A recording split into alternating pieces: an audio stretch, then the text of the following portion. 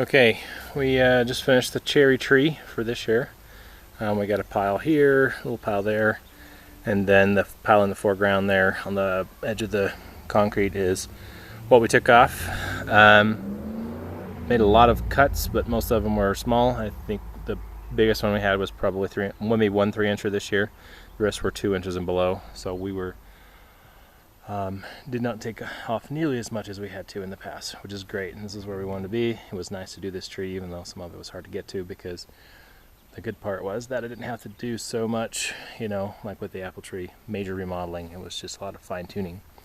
So you can see in the back there, those are the spots that I took off. They were basically going straight up, literally straight up, and with radiating branches out each way.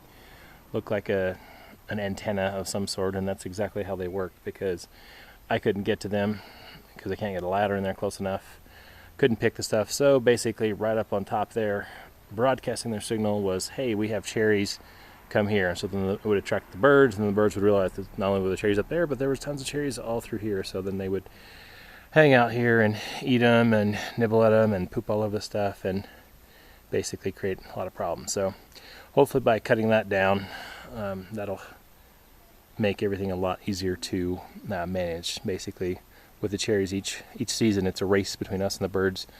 We're waiting for the cherries to get ripe enough, and the birds don't even mind as much. So anyway, now most all of the limbs over on this side now are less than 8 feet, so I can reach them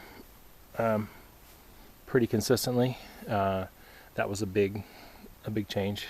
Not too much, but cleaned out some of the inside there, and then took out some of the things there was 2 things right there that came up, so they were about the height of this branch here, but they were back there. And as you can see, there's a branch here and there and up there, so you can't get a ladder there and you can't reach there, and that's what led to all these problems that we had.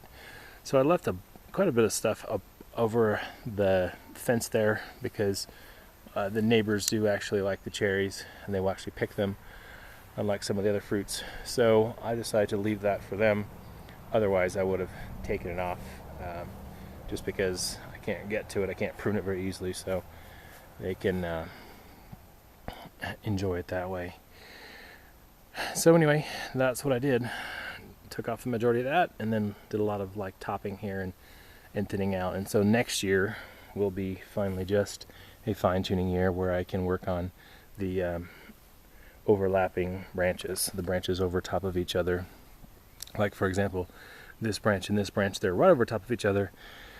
It makes it difficult to take care of the tree that way. So what we'll probably do is maybe take that one off of the top, so that way they're nice and lower. It's about 6 feet, which is nice and good height for picking and maintaining and stuff. So anyway, that is what we've done with the cherry tree this year.